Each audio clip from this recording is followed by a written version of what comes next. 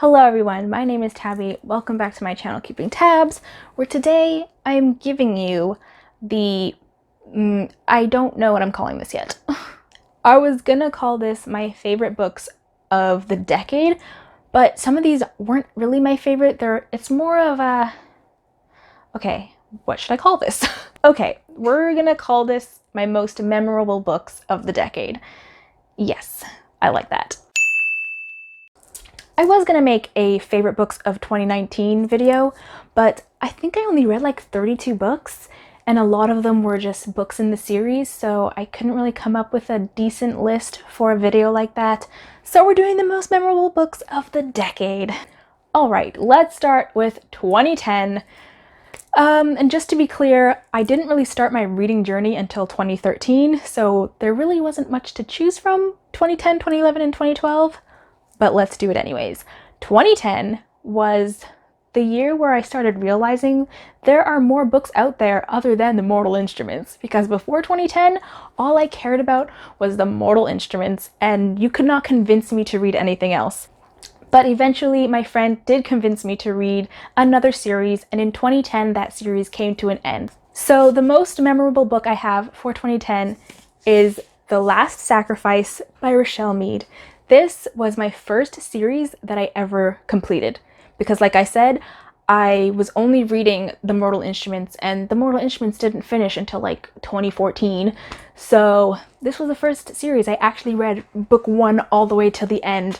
It was my first time experiencing the end of a series, having to say goodbye to characters that I grew to love so much.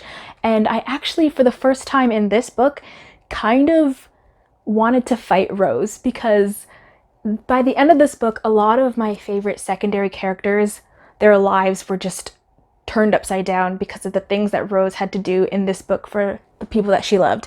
And it was just so hard seeing her do these things, knowing that she was messing with Adrian, messing with Sydney, messing with, what was his name? My favorite guy, Eddie. I loved Eddie.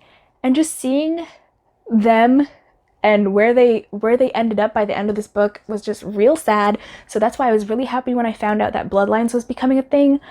But this book, just so many good memories. I got this for Christmas. This is one of the first books I ever got for Christmas. My mom was so excited that I wanted a book for Christmas, and it was this one. I just love this book.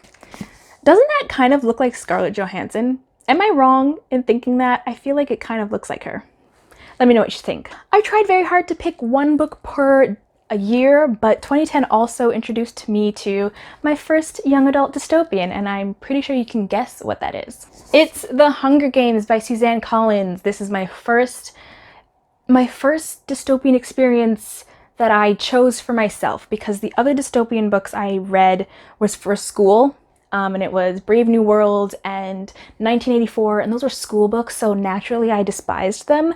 But then I read this, and I was so into it. I loved Katniss, and I loved Peeta. I liked Gale more for myself, because he's more my kind of guy. But I just loved Peeta.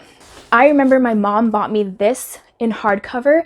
I read it in like 2 days. I asked her for the receipt, returned the book, and bought the box set because I knew there was no turning back after I read this book. It was phenomenal. And now that there's a new, is it a new trilogy?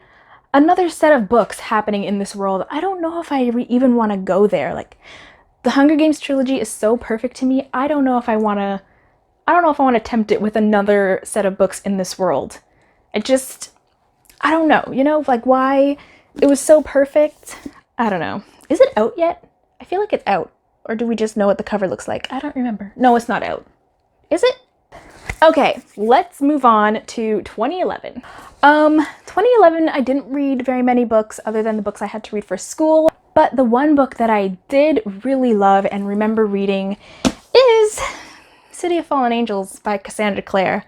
This book, okay, 2011 was before I was into Twitter. Was Twitter even a thing in 2011? I don't know. I wasn't really on the computer in 2011. I wasn't on the internet, so I wasn't keeping up with authors and book releases, so I had no idea that this book was even a thing. I thought that The Mortal Instruments ended with City of Glass. So imagine my disbelief when I walked into Walmart one day and I saw this. Needless to say, I freaked out. At first, I saw it from afar and I was like, okay, who's trying to copy the Mortal Instruments covers? I need to investigate. And then I got closer and closer and I saw City of. I'm like, wait, what? And then I saw book 4.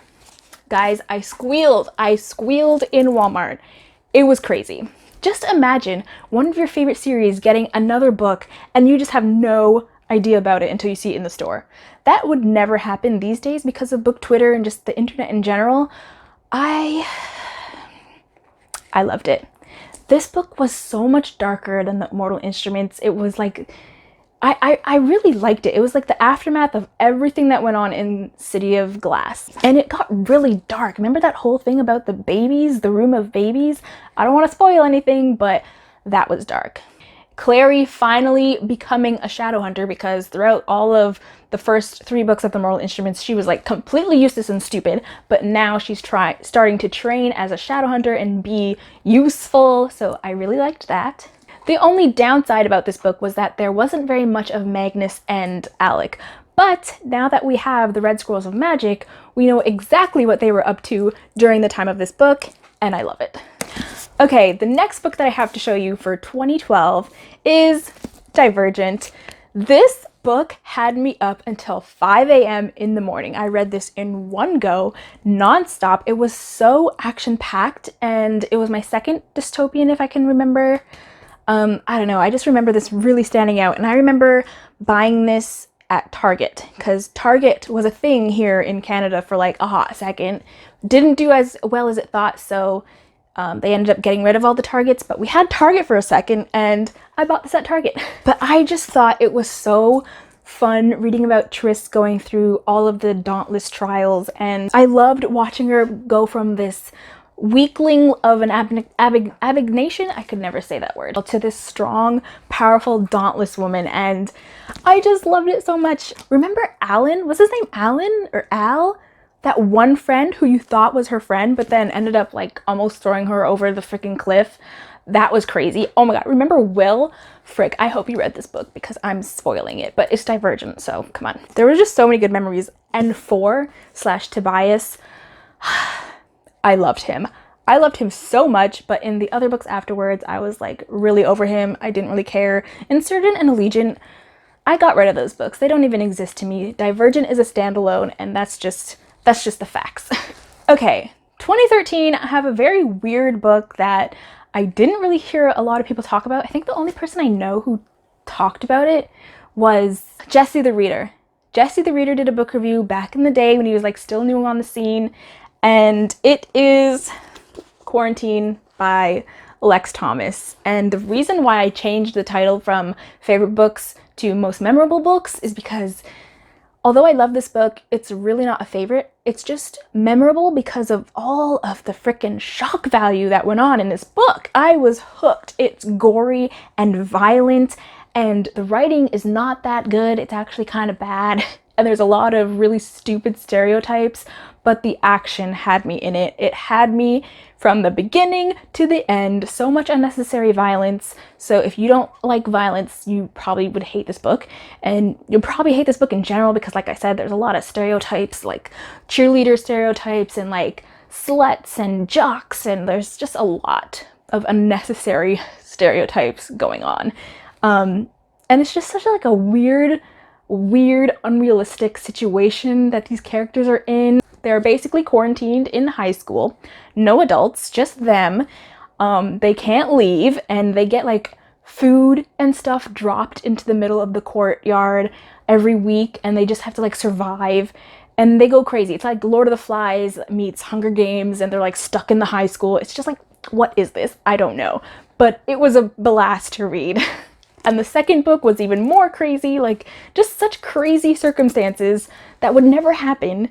Such violence. I don't know why I liked this. I really don't. I wouldn't really recommend it, but also I kind of would because I want somebody else to kind of know, but it's also bad, so you might judge me for liking it. I don't know. It was a time. It was a time that I had, and man. Okay, now we have 2014, and And like I said, 2013 was when I really started to read. So 2014, I had a lot of books to choose from. But again, the most memorable book that I chose was The Fall of Five by Pittacus Lore. This is, oh crap, what number are you? You would think it's number 5 because there's a 5 in the title, but oh no, you can't trust the title. This is book 4. This whole series is a freaking roller coaster, non-stop action. It's so fun. I love all the characters. There's the pet animal companion. If you like that kind of stuff, the main guy has like a pet dog and you love the dog from beginning to end. He's amazing. And there's like really good friendships and bromances in this. There's not a lot of romance, and the romance that is in it is like cheesy kind, but it's like on the back burner, so it's okay. But this book in particular is when the characters get their first taste of really cold, hard betrayal. Like betrayal, and it was fantastic. We also get like a main character death that we weren't prepared for, and it's like, wow, they really did me dirty on this. It was just a fun time. This is a book when all of the guard finally team up together and start working together, because if you don't know, this is about these aliens that came to Earth as children, as babies, and were split up and were raised by their guardians until they reached like teen years. And then once they became teenagers, they started to find each other so that they can fight their enemy nemesis alien race. And so this book is when they have finally all found each other, and it's just, I love this series so much, and not enough people talk about it, and that's just my hot take. Okay, 2015 is what I like to call the dark year. I only read 7 books that year, so there's that. But the most memorable book that I have is Daughter of Smoke and Bone by Laini Taylor. This was just, it was just magical. I loved it. I read it in one day.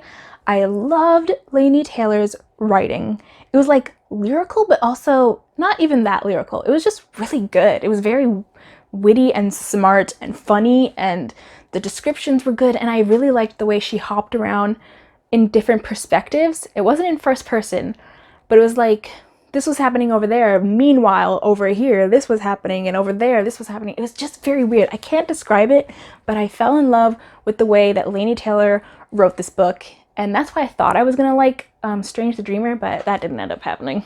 I also really liked the soulmates kind of element that it had with it, like the romance between the two main characters, the reincarnation story. Like, it was all beautiful. Half of it takes place in a world that you through a hole in the sky into this book.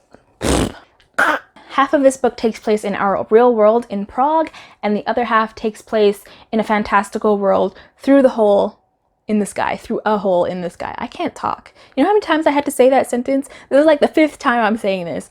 I just can't. I'm not even gonna try anymore, okay? Needless to say, it's half real world, half hole in the sky, okay? Frick. I hate when I can't speak, you know what I mean? When you're trying to say the same sentence and yet like you have to say it like 5 times and you still can't even say it. I'm done. 2016 introduced me to one of my favorite series of all time, and it is The Raven Boys by Maggie Stiefvater.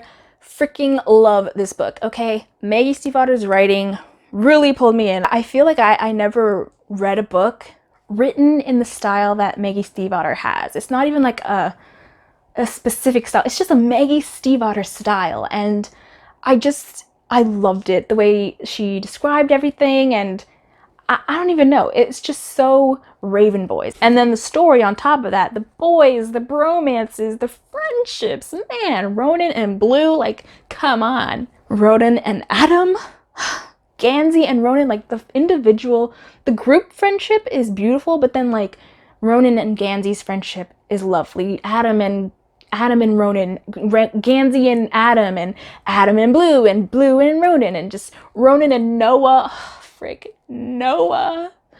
This book did a number on me, and I love it.